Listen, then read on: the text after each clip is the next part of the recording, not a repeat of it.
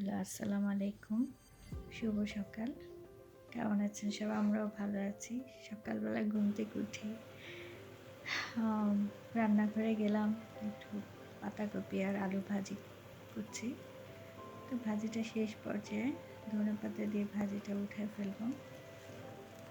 ভাজি প্রায় হয়ে আসছে। আসলে আমার বাসায় একটু সবজিটা পছন্দ করে। আমার বড় ছেলে একটু রুটির সাথে সকালের নাস্তার সাথে কম পছন্দ করে। এমনিতে ভাতের সাথে খেতে পছন্দ তো আদার্স অন্যরা সবাই পছন্দ করে। সাথে রুটি ভাজছি। এই রুটিটা আসলে আমার সাথে, সাথে বানানো না। আমি আগেই বানিয়ে ডিপ করে রেখে দেই। তো যখন লাগে তখন ভাজি। আপনি বুঝতেই পারবেন না মানে রুটিটা খেতে খুবই মজা লাগে। একদমই মনে হয় যে সাথে, সাথে বানানো রুটি। তো রুটিটা ফ্রোজেন করে আপনি এইভাবে রাখলে প্রায় ১ মাসও রাখতে পারবেন। তো দেখেন যে আসলে রুটিটা কেমন সফট হবে আর ফুলেও উঠে। একদম নরমাল সাথে, সাথে বানানো রুটির মতোই। দেখছেন ফুলে উঠছে রুটিটা। আমি আসলে প্রতিদিন বানাতে ভালো লাগে না তো। আর প্রতিদিন বাজারের বাইরের পরোটা খেতেও ভালো লাগে না। মাঝে, মাঝে একটু ঘরের রুটি এখানে যেহেতু বাংলাদেশের মতো মেড পাওয়া যায় না, তো নিজেদেরই কাজ নিজেদেরই করতে হয়। এজন্য হচ্ছে একসাথে বেশ কিছু বানিয়ে রাখি। যখন যতটুকু লাগে জাস্ট ভাজি। আমি পরোটাও এভাবেই করে রাখি। আর বাচ্চারাও ঘরের খাবারটা খেতে বেশি পছন্দ করে। আমার বাচ্চারা আবার ওদের বাবাও পছন্দ করে। আমারও ভালো লাগে ঘরের খাবারটা খেতে। মাঝে, মাঝে বাইরে পরোটা খাই। পাউরুটিও খাওয়া হয়। বাট আ হাতে বানানো জিনিসটা অন্যরকম মজা। তার এভাবে করে রাখলে আসলে লোড পড়ে না। একদিন হয়তো একটু কষ্ট করে বেশি বানিয়ে রাখলে ফ্রিজে যেদিন থাকি সেদিন বানিয়ে রাখি। দেখতে পাচ্ছেন প্রতিটা রুটি হচ্ছে একদম ফুলে উঠছে। আর খেতেও একদম সফট থাকে। দেখতে পাচ্ছেন? রুটি ফুলে উঠলে বেশ ভালোই লাগে। যাই হোক এভাবে আমি রুটিগুলো ভেজে নিলাম।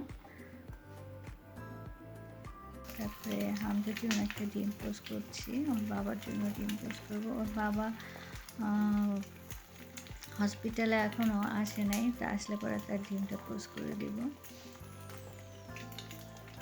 এই তো আমি একটু গোলমরিচের চিটা দিয়ে দিচ্ছি। মাঝে, মাঝে দেই, সবসময় দেই না। এতে একটু পোস্ট ডিমের টেস্টটা ভালো লাগবে। আজকে যেহেতু ভাজি আছে সাথে, এজন্য পোস্ট করে দিচ্ছি। অন্য সময় অমলেট খেতেই পছন্দ করে বেশি। যাই হোক,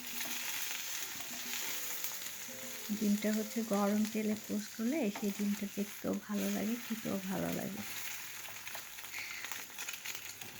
তারা সাধারণত সকালে নাস্তা নিতে একটু ঝামেলা করে। ও ব্যাগেল খাবে সস দিয়ে। এই জন্য ওর জন্য তেমন কিছুই করা হচ্ছে না। এগুলোই এগুলো দিয়ে হচ্ছে খাওয়া হবে।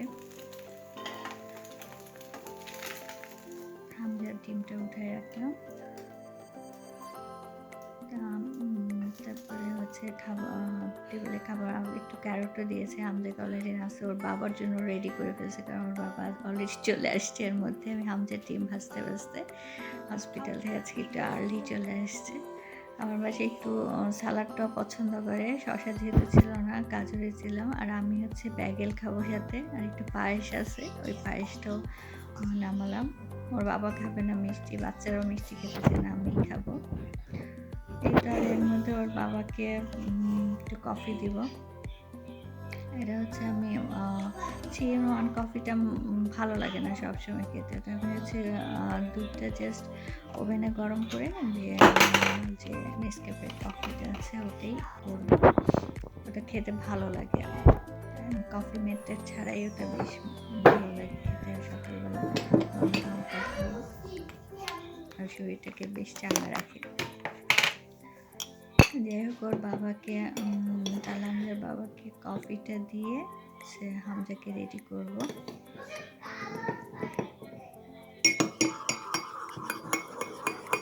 যেহেতু একটু তারা এই জন্য এখন আর খাচ্ছে না কফি। পরে বাচ্চাকে স্কুলে দিয়ে এসে তারপরে খাবো।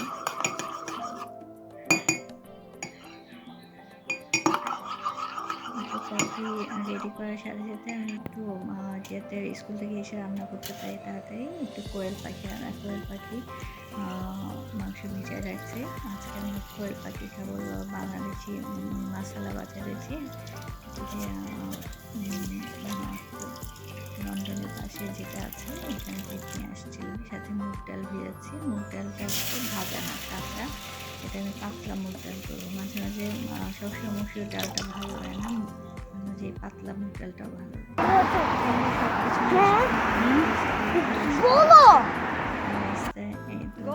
আমাদের যেতে যেতে গল্প করে আমার অনেক প্রশ্ন থাকে, এই প্রশ্নের উত্তর দিতে দিতে যেতে হয় স্কুলে। যাই হোক, এই তো আমার আজকে সকালটা এভাবেই শুরু হলো, এভাবেই শেষ হচ্ছে। যে আপনারা সবাই ভালো থাকবেন,